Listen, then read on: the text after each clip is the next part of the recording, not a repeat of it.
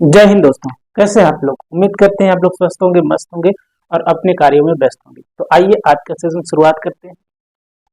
और आज के सेशन में हम बात करेंगे, विविधता की बात करेंगे। विविधता को हम इंग्लिश में वेरिएशन कहते हैं, क्योंकि आम भाषा में हम कह सकते हैं कि अंतर, अलग अलग या भिन्न भिन्न, इन शब्दों से जान सकते हैं।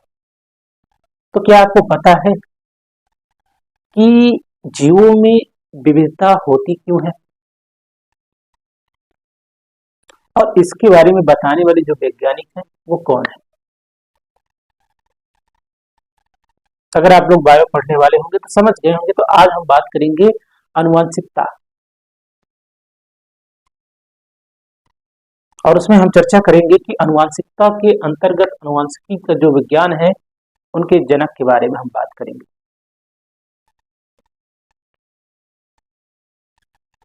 चर्चा करते हैं विविधता के बारे में। तो विविधता जीवों में क्यों आती है, उसका कारण क्या है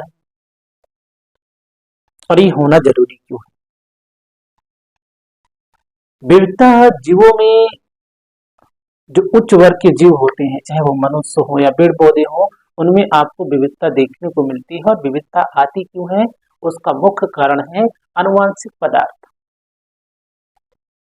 अब आनुवांशिक पदार्थ क्या होते हैं कि ऐसे पदार्थ जो एक पीढ़ी से दूसरी पीढ़ी में ट्रांसफर होते रहते हैं और एक पीढ़ी से दूसरी पीढ़ी में स्थानांतरण होकर जीवों में वेरिएशन या विविधता उत्पन्न करते हैं।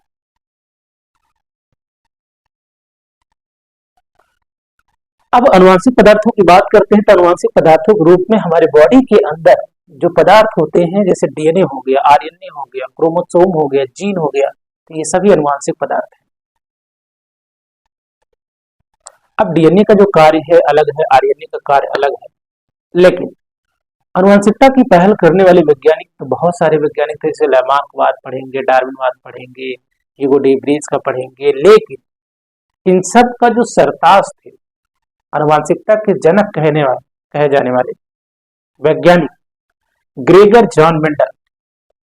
ग्रेगर जॉन मेंडल की कहानी की बात करते हैं तो उसमें ये समझने की प्रयास करते हैं कि ग्रेगर जॉन मेंडल ऐसे वैज्ञानिक हुए जिन्होंने सबसे पहले बायोलॉजी में मैथ का प्रयोग किया। और ग्रेगर जॉन मेंडल का जन्म जो है 22 जुलाई 1822 में ब्रूनो शहर में हुआ। उन्होंने वियना यूनिवर्सिटी में अपनी शिक्षा दीक्षा पूरा करते हुए लगभग 35 वर्ष के कठिन परिश्रम के बाद आनुवंशिकता का सिद्धांत दिया। लेकिन एक बात था ना कि जब आनुवंशिकता का सिद्धांत इन्होंने कई बार दिया तो उस समय जो है जब विकास की थ्योरी चलने के कारण लैमार्कवाद और डार्विनवाद के अलावा इन पर ध्यान ही नहीं दिया गया। तो इनका जो मेहनत इन्होंने जो की थी वो काफी वर्ष तक उजागर नहीं हुआ और काफी वर्ष तक ये किसी के सामने ही नहीं आया, क्योंकि जब ये अपना खोज कर रहे थे और अपना जो है कि दे रहे थे, तो उस समय ज्यादातर जो प्रभावी थे उसमें डार्विन प्रभावी थे और लैमार्क। इन दोनों में बड़ा गहरा विवाद चल रहा था। किसके लिए? जैव विकास के लिए, अर्थात जीवों का विकास कैसे हुआ। लेकिन विविधता पे कोई चर्चा नहीं थी। विविधता पे चर्चा करने वाले जो वैज्ञानिक थे वो ग्रेगर जॉन मेंडल थे। अब ग्रेगर जॉन मेंडल का ये कहना था कि शरीर के अंदर कुछ ऐसे कारक होते हैं, कुछ ऐसे फैक्टर होते हैं जो आने वाली पीढ़ी में क्या करते हैं, बदलाव लाने का काम करते हैं। आज उन फैक्टर को हम बोलते हैं क्या? जीन कहते हैं। उन्होंने फैक्टर शब्द का प्रयोग किया, कारक का प्रयोग किया। वो एक किसान परिवार से ताल्लुक रखते थे और गिरजाघर में वे पादरी का काम करते थे। पादरी के काम करने के साथ साथ वो क्या करते थे कि अपने बागवानी में, जहां उन्होंने बगीचा उनका था, तो वहां पर वो अपना पौधे लगाकर उस पर प्रयोग भी किया करते थे। उन्होंने अपने प्रयोग करने के लिए पाइसम सटैवम, जिसे हम आम भाषा में मटर के पौधा कहते हैं, शायद उनका स्वभाव अच्छा था कि उन्होंने क्या किया कि मटर के पौधे का चुनाव किया और अपने सिद्धांत में वो सफल रहे और मटर के पौधे का प्रयोग किया और उसके पीछे कार्य किया था। अब बोर्ड एग्जाम में कभी कोई पूछ लेता है कि मेंडल ने जो है कि मटर के पौधे का ही चुनाव क्यों किया और पौधे का चुनाव क्यों नहीं किया, तो उसमें आपको तर्क देना होता है कि उन्होंने क्यों किया, इसके पीछे रीजन क्या था। जैसे कि आप देख सकते हैं ना, जैसे कि रामायण में देखने को मिलता है कि श्री राम भगवान को ही वन के लिए क्यों चुना गया, क्योंकि उनके अंदर वो सामर्थ्य कि वो वनों की कठिनाई को आसानी से झेल सकते हैं।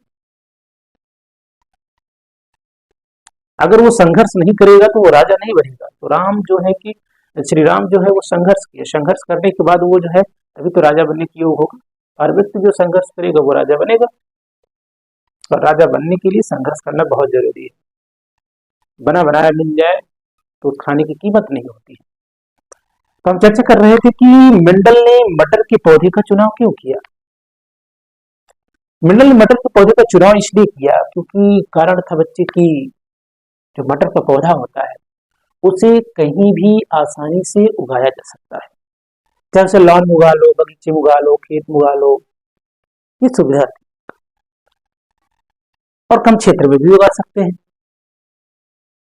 और उसमें उत्पन्न होने वाले जो लक्षण होंगे, जो करेक्टर होंगे वो दृष्टिगत होंगे, मतलब दिखने वाले होंगे, ताकि उनके बारे में आसानी से हम पढ़ सके, जान सके। तो मंडल ने क्या किया कि ऐसे पौधे की चुनाव किया। और जो मटर का पौधा है एक वर्षीय है जो अल्प समय में ही तैयार हो जाता है और सारे लक्षणों को आसानी से देखा जा सकता है। मटर एक ऐसा पौधा है जिसमें स्वपरागण व पर परागण कराया जा सकता है। अब स्वपरागण क्या है, पर परागण क्या है? पुष्पों में बनने वाले जो परागकण होते हैं वर्तिकाग्र तक जाते हैं। अगर मान लो कि एक ही पुष्प है, अब उसका जो परागकण है अगर उस पे जाता है, एक ही पुष्प पे जाता है तो वह स्वपरागण हो गया। लेकिन जब दो पुष्प हैं जिसमें एक मेल है दूसरा क्या है, फीमेल है, तो दो एक का परागकण मादा के वर्तिकाग्र पर जाकर गिरता है तो इसको हम बोलते हैं पर परागण कहते हैं। तो इसमें स्वपरागण और पर परागण भी कराया जा सकता है। इसलिए मेंडल ने क्या किया, ऐसे पौधे का चुनाव किया। उन्होंने पौधों को कई आधारों पर, वैसे उसने 7 ट्रेट लिए, 7 लक्षणों के आधार पर लिए। जैसे पौधों की लंबाई हो गया, पौधों का रंग हो गया, आकृति हो गया, उसकी लंबाई चौड़ाई या उसकी अक्षी है, एक्सियल है, टर्मिनल है, इस आधार पर उन्होंने लिया। और अपने सिद्धांत में उन्होंने 3 नियम दिए। मेंडल ने कितने नियम दिया? 3 नियम दिया। पहला नियम क्या था उनका? पृथक्करण नहीं, ये तो दूसरा नियम। जो उनका पहला नियम था वो था प्रभाविता का नियम, लॉ ऑफ डोमिनेंस। प्रभाविता का नियम ये आपको बताने की कोशिश करता है कि जब भी किसी जीव में कोई लक्षण अगर प्रकट होगा, या तो प्रभावी होगा या तो अप्रभावी होगा। उन्होंने अपने पहले प्रयोग में जो है कि खासकर जो है कि लंबाई के आधार पर किए। एक लंबा पौधा लिया, एक बौना पौधा लिया। जब उसको पहली पीढ़ी में जो है संकरण कराया गया तो क्या हुआ कि फर्स्ट जनरेशन में उसमें लंबा पौधा ही आया। लेकिन जब लंबे और लंबे पौधों के बीच में संकरण कराया गया तब उसमें से कुछ पौधे जो है, अधिकतर पौधे जो है वो लंबे उत्पन्न हुए और एक पौधा क्या था उसमें से बौना था। तो मेंडल का जो पहले नियम का जो अनुपात है वो कितना है? 3:1 है। फिर दूसरा नियम उनका है वियोजन का नियम, जिसे हम पृथक्करण का नियम सोचते हैं। पृथक्करण में क्या होता है कि अगर हम 2 प्रकार के कैरेक्टर या 2 प्रकार के भिन्न रंग वाले पुष्पों को आपस में मैच कर देते हैं तो एक नया पुष्प बनता है। लेकिन जब उसको दूसरी पीढ़ी में संकरण कराया जाता है तो सारे जो उसमें कैरेक्टर होंगे, जो उसमें विविधता होगी, वो क्या होगी, अलग हो जाएगी।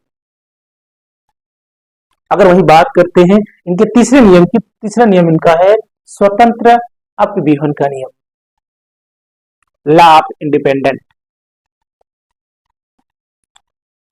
इस नियम में उन्होंने आकृति और रंग सभी प्रकार के कई प्रकार के लक्षणों को आपस में मिला दिया। जिससे उसने 2 कैरेक्टर लिया। एक लिया क्या, पीला, लेकिन संरचना कैसा था, उसका गोलाकार था। एक हरा लिया लेकिन संरचना कैसी थी, झुर्रीदार था।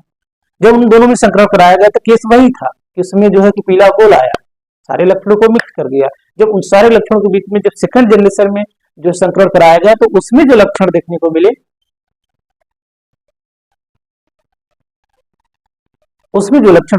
वो ये थे कि उसमें जो सारे कैरेक्टर थे वो क्या हुए, धीरे धीरे अलग हो गए, जिसका पूरा अनुपात था 9:3:3:1 था। ये तो रहा मेंडल का नियम। मेंडल अपने आप में एक महान वैज्ञानिक है और मेंडल जो है कि अनुवांशिकता के जनक कहे जाते हैं, और जिस विज्ञान के अंतर्गत हम अनुवांशिकता का अध्ययन करते हैं उसे हम अनुवांशिकी कहते हैं। अनुवांशिकी शब्द का प्रयोग करने वाले वैज्ञानिक उनके ही शिष्य थे विलियम बेटसन। तो ये थे विविधता के जाने माने वैज्ञानिक